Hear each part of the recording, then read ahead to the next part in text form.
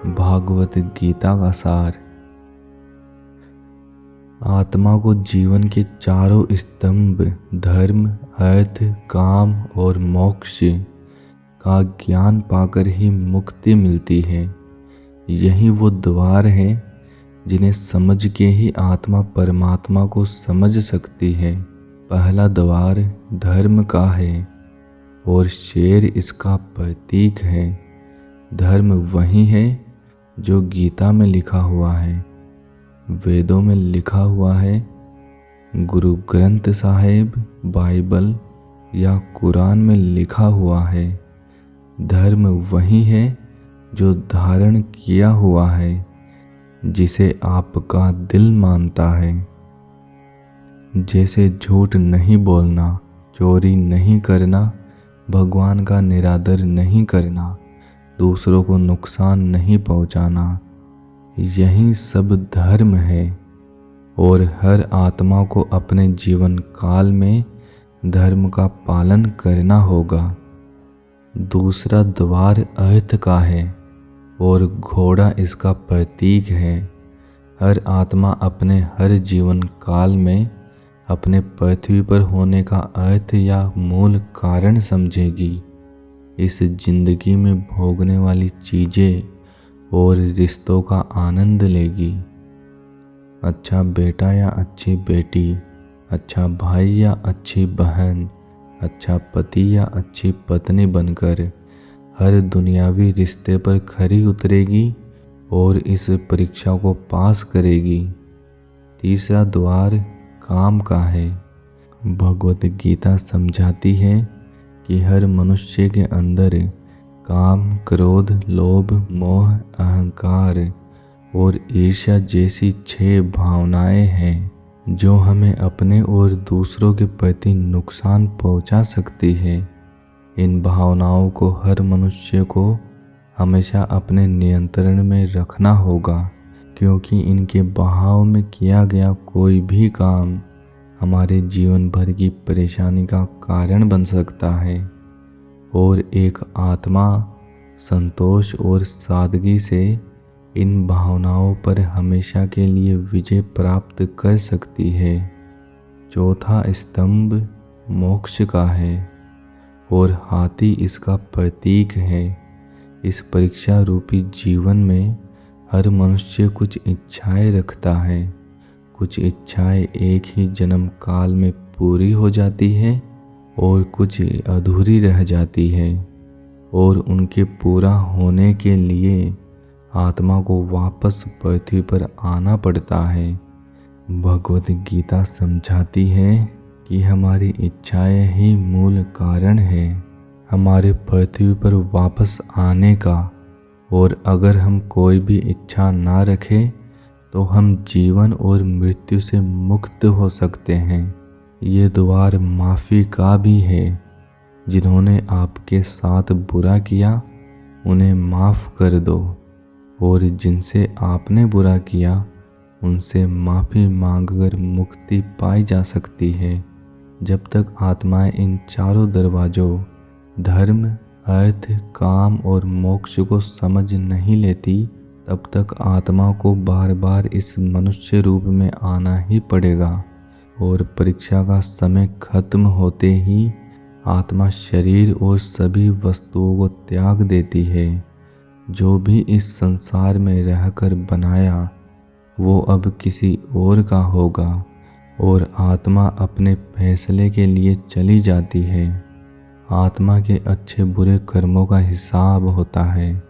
अपने अच्छे कर्मों के लिए आत्मा कुछ वक्त के लिए स्वर्ग और दुष्कर्मों के लिए नरक को जाती है।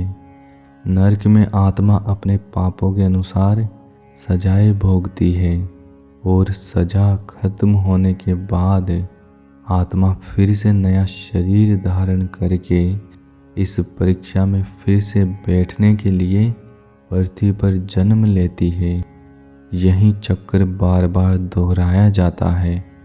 जिंदगी के 4 स्तंभ धर्म, अर्थ, काम और मोक्ष समझने के लिए हर जन्म में अपने कई जन्मों के कर्मों के हिसाब से हर आत्मा को कभी अच्छे और कभी बुरे हालातों से जाना पड़ता है, लेकिन जब तक आत्मा परमात्मा से मिल नहीं जाती वह मुक्ति नहीं पा सकती। भागवत गीता समझाती है कि मनुष्य अपने शरीर, दिमाग और दिल से भगवान को पा सकता है। शरीर द्वारा किए गए कर्मों के माध्यम से परमात्मा को पाने को कर्म योग कहते हैं। ऐसे कर्म जो परमात्मा की इच्छा से हो और दूसरों के कल्याण के लिए हो।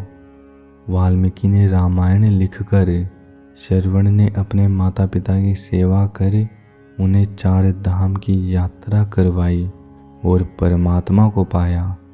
भागवत गीता समझाती है कि एक आत्मा दिमाग से भी परमात्मा को पा सकती है।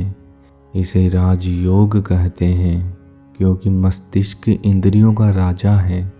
एक मनुष्य अपनी आस्था, श्वास प्रणाली, आसन, अभ्यास, साधना और तपस्या से इस योग के सहारे परमात्मा को पा लेता है।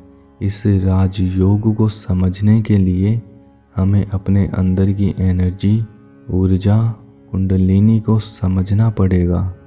आत्मा मस्तिष्क से मेडिटेशन, ध्यान लगाकर परमात्मा को पा सकती है। शंकराचार्य, स्वामी परमहंस, स्वामी विवेकानंद और कई योगी इस योग के रास्ते परमात्मा से एक हो पाए। श्री कृष्ण भागवत गीता में कहते हैं कि अगर किसी आत्मा को धर्म ना भी समझ में आए, योग ना भी समझ में आए, पर अगर वो मेरी शरण में आ जाए तो मैं उनके सारे पाप माफ़ कर देता हूँ। परमात्मा को दिल की गहराइयों से पुकार कर पाने को भक्ति योग कहते हैं। चैतन्य महाप्रभु, मीराबाई, रामकृष्ण परमहंस और भगवान हनुमान इस योग के सबसे बड़े उदाहरण हैं। लेकिन कभी आत्मा अपना मूल कारण भूलकर धर्म का उल्लंघन करे या पाप के रास्ते पर निकल जाए तो उसे ठीक करने के लिए परमात्मा पृथ्वी पर जन्म लेते हैं। मैं ही सबकी शुरुआत हूँ, मैं ही शुरू से भी पहले था और मैं सब खत्म होने के बाद भी रहूँगा।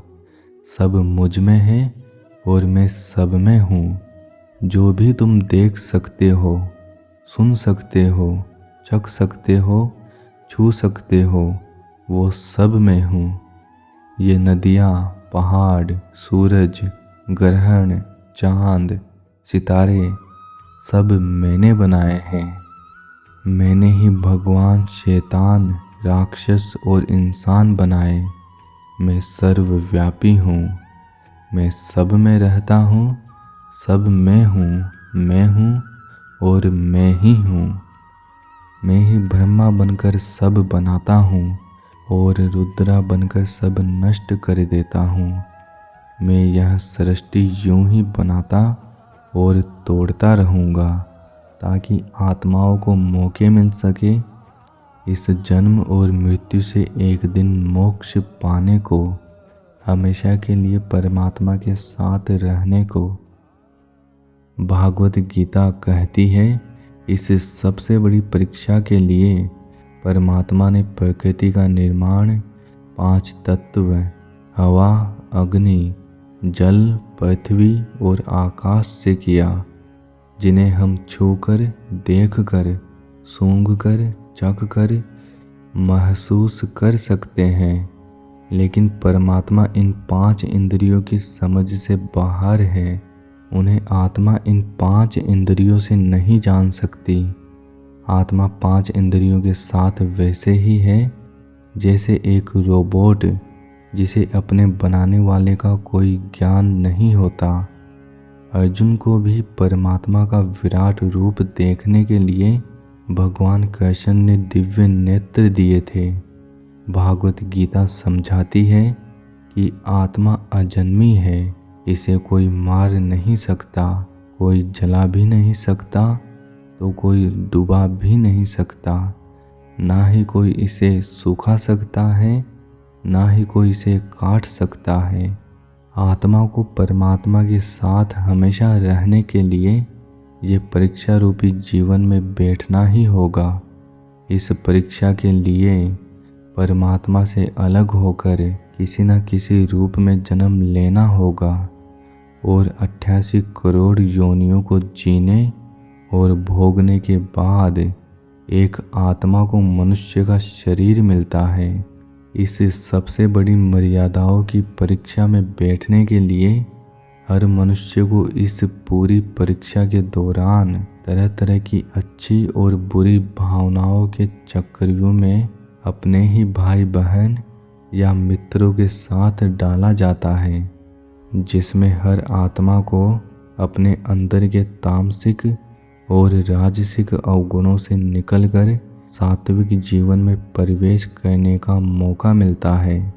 हमारे तामसिक गुण वो है जो हमारे अंदर हीन भावना पैदा करके हमें खुद को उदास और हमें नुकसान पहुंचाते हैं, और हमारे राजसिक गुण हमें ईर्ष्यालु और लोभी बनाकर दूसरों के प्रति नुकसान पहुंचा सकते हैं।